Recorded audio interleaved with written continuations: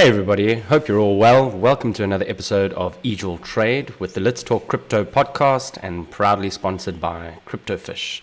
It's Saturday the 9th of May 2020 and yes, I am also still in lockdown as I think most people around the world are. And yes, I do have quarantine fatigue. I just want to get out, get to the beach and go for a swim.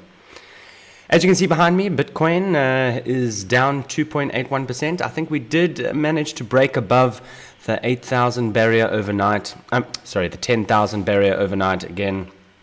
I think we got up to about 10,020 US dollars just for your exchange.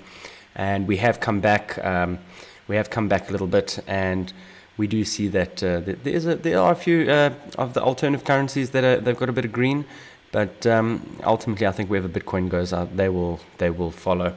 Guys, as I said in the beginning, we are sponsored by CryptoFish, an easy-to-use non-custodial platform to buy Bitcoin or the other top currencies. You can use credit card or debit card internationally, SEPA if you're in Europe, faster payments if you're in the UK, ACH payments if you're in the US, and we will be adding US bank wire shortly. We do have a learning section where we've got free video learning portal and different sort of glossaries and cryptopedias and things that you can use to learn about Bitcoin and blockchain and things like that. Okay, right. What I want to do is jump straight into the charts here. Right, as usual, I like to start with my monthly chart. You can see I've got my yearly opens all marked out. I've marked out liquid zones. I've done that with a combination of mainly on weekly time frame. So let's just jump back into the weekly time frame quickly here. And we can see, let's get rid of this VPVR, the volume profile. All right, this has got a clean chart. Well, clean. I've got it marked out with my horizontals. You can see that that I've got my liquid zones wherever support and resistance is, little pockets, not definitive lines, but just areas of interest where candles are wicking up into where there's been where there's been a change of direction, basically. So this was, for example, here, this wanted to go up, it was pushed back down. So for me, that's a liquid zone that's of interest. If we did have to fail at this region here and fail above this, I would be looking for us on a weekly time frame at least. And over time, it wouldn't necessarily just shoot straight there, although it could because it's Bitcoin. But over time, it would probably come back down into this region. I'm just using that as an example. Right now we are living quite healthily above this liquid zone over here, and we have attempted to try and tap into this swing high here, this zone over here, which has been an area of interest. As you can see here, we broke into this area and it sent us down substantially. I mean, it sent us down from 10,000, call it 500, down to 7,800. That is quite a substantial move. I mean, it's about $2,500 odd, nearly $3,000, and likewise that liquid zone has sent us up here, and so on and so forth. So I've got these marked out. These are my go-to this is my go-to trading style. I like to mark out areas of support and resistance first. Then obviously I'd use other tools, and I'll throw it on now. Courtesy of Eric Crown, who was my mentor in terms of EMAs and MAs, but mainly EMAs. You'll see I've got the 21 EMA here. On a weekly basis, we're living very high above the 21 EMA. We are getting a very healthy cross of the 21 and the 55, and you do see the 30 SMA curling up now, and it's going to start. It has already started pointing upwards, as is the 10 SMA, which I like to see in a shorter, to see the shorter time frame SMA. It can often give you more immediate sort of direction. Okay, so where to from here? All right, so we're going to be watching the weekly close. You can see where CME is closed. CME is closed at 10,030. I do anticipate that we will close, not close. When we do open, we'll probably head in that direction. If we're below, we'll probably head up towards it. If we're above, we'll probably come back down and close towards it, because we're at such a pivotal moment here, such a pivotal price point. If we break above this 10,400, 10,500, or you can say anywhere between 10.2, but on a closing basis, I would say above 10.2, And if we start etching candles above the 10.4, 10.5 area, I do believe that we're going to have a quick move all the way up to the 11,500 area that I've got marked out here. Now, that is an area of interest because, I mean, it's kept us under that price point since, I think, around about February, March 2018. So over 2 years, that has suppressed price on Bitcoin. We've lived under that. So if we do tick above that, and I do anticipate a little bit of resistance there. In other words, if we do eventually get above that, I do anticipate that we first have resistance and have a pullback before we do. I could be wrong, but I mean, we have tapped it a few times. So, you know, as you would think that with every tap, it becomes weaker. If we do make it above there, well, then definitely... not definitely, nothing's definite, but if we manage to go above that pocket of resistance there, I think we're going to challenge the 2018 highs, and then it gets interesting, because then 16 and 17 and 18, 19, 20 are on the cards. I'm not saying we're going to get there, but it certainly is a good time to be watching the charts. Let's go down to the 2-day. Again, we've got the golden cross. It is confirmed. In fact, on the next close, we're going to have an open and close with the golden cross. And if you remember, we actually got a death cross, wasn't played out. We ground up against resistance here. We ground up against the 55, up against the 200 EMA, broke through it, went right through the 200 SMA. You can even see all these moving averages crossing each other now, not just the golden cross. You've even got you even had, prior to that, you had the 10 SMA crossing the 21 EMA. And in this trajectory, we will get a full splayed out effect of moving averages. What's interesting, though, is we've got a 2-day golden cross, but we haven't yet got the 1-day golden cross. But it is very close to happening. And when we do have that, I mean, we're going to have basically all low moving averages above the higher moving averages. Sorry, all higher moving averages, all the shorter moving averages above the longer moving averages, which is basically bullish. If we move down to the 12-hour time frame, you'll see that we've still got that golden cross. They are gaining in divergence. We have got the move off that. Over here, you'll see the 10 SMA act as an area of interest, area of support, and once, twice, and then we've launched off it. Potentially, though, what I'm looking for here, since we have taken out the low wick of this candle here, what I am looking for is perhaps the 10 SMA on the 12-hour time frame to be tapped and to be tested. That is currently sitting at 9389, but we do have this wick high over here and a few wicks over here where there was a bit of sell-off.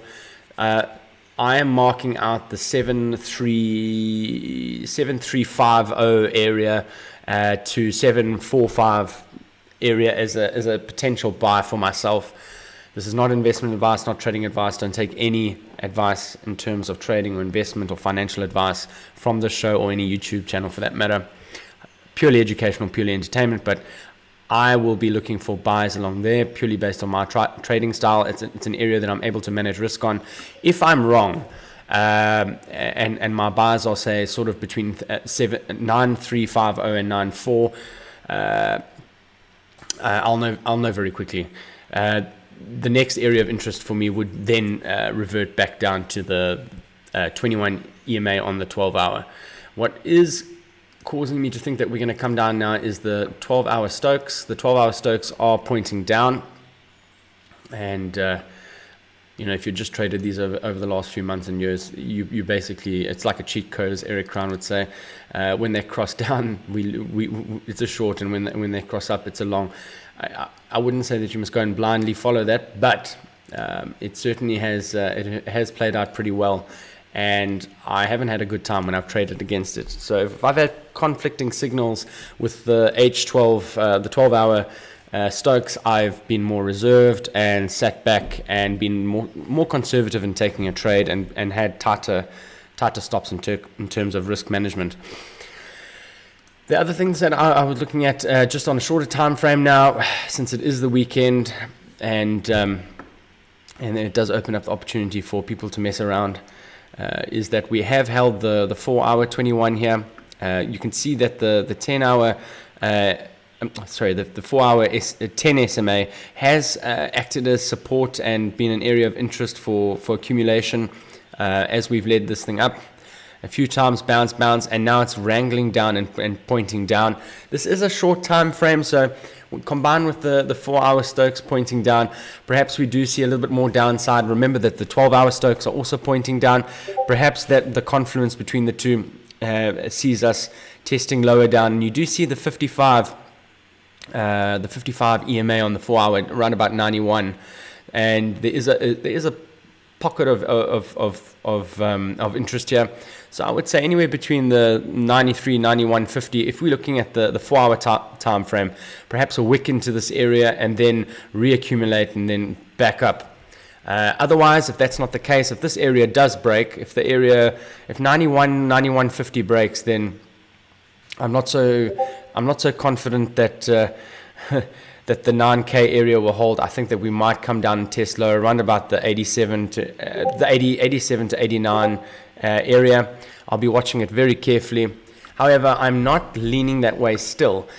We still have weekly Stokes pointing up, okay, and they don't look like they're tiring in any way, shape or form, unless we have a catastrophic drop by Sunday. And if you look at the CME close, that doesn't look likely. It does not look likely. And again, if we go back to the monthly Stokes, they're pointing up.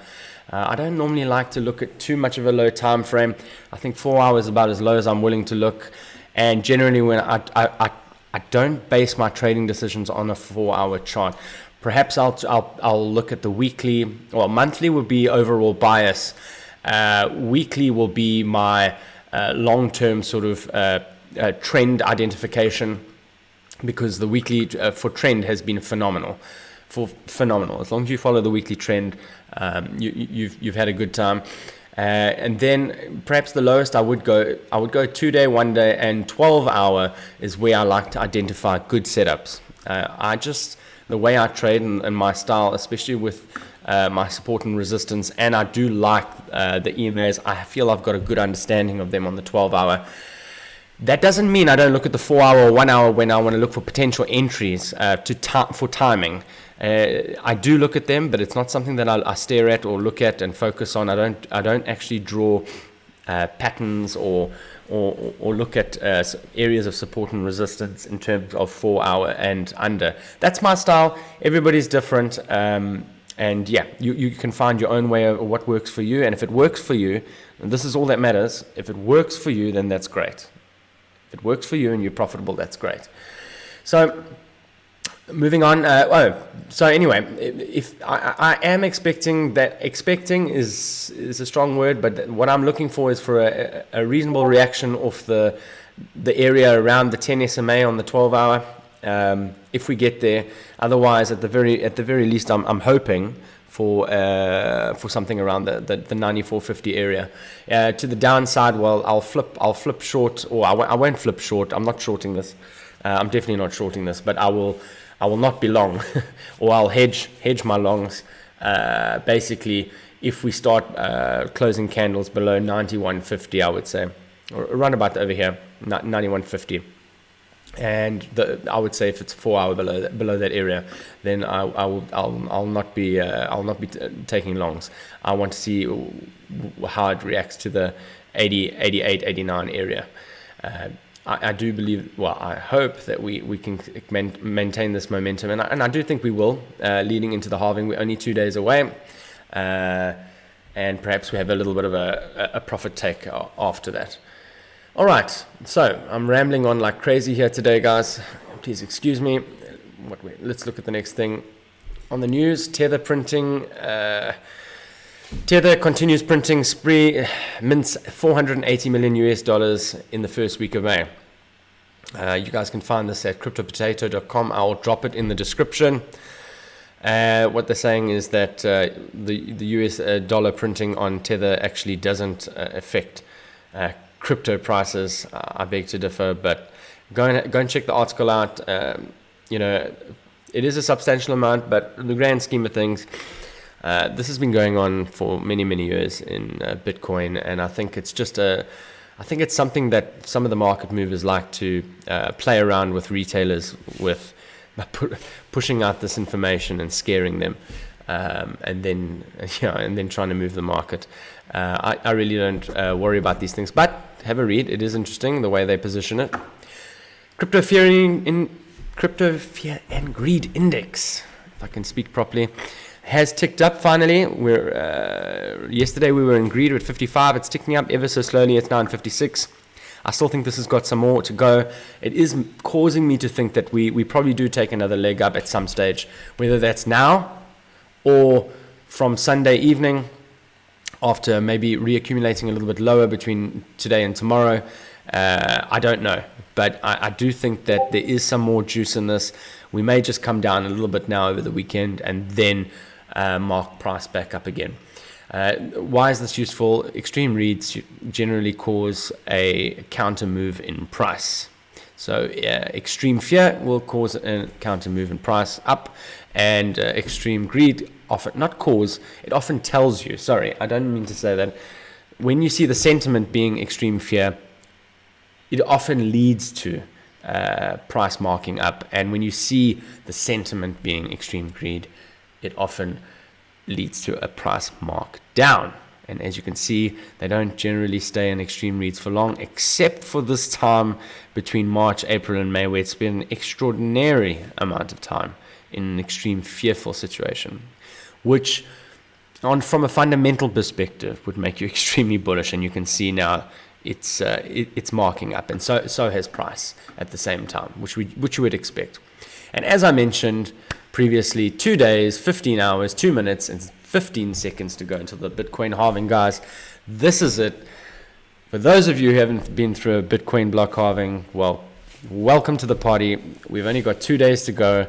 It is quite significant. It is amazing. No one is controlling this. It's baked into the system. It's purely automated based on the coding of the Bitcoin blockchain network. We will drop from 12.5 to 6.25 Bitcoins being minted every 10 minutes. This changes every 210,000 blocks, which calculates to approximately 4 years. Why is that significant? It's the inflation rate is dropping, and it will be dropping down from 3.64% down to 1.8%, very near to the inflation rate of gold. Great time to be a part of Bitcoin, and welcome to those who weren't there on previous Bitcoin halvings. It's awesome.